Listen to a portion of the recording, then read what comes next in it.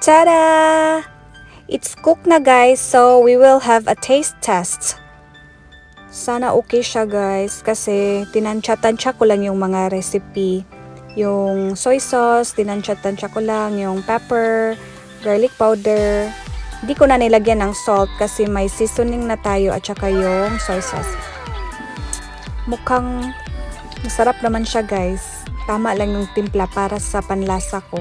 At saka for sure, gusto din to ng asawa ko kasi parang same lang kami ng panlasa.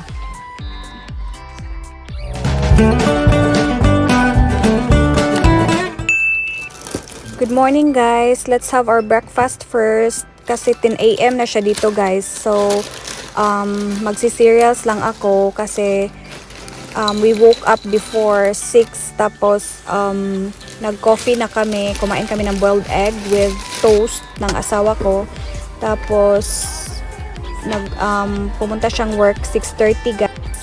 And then ako naman, I went back to sleep. Then nagising ulit ngayon 10 AM and medyo gutom ako ng konti kaya kakain ako ng cereals.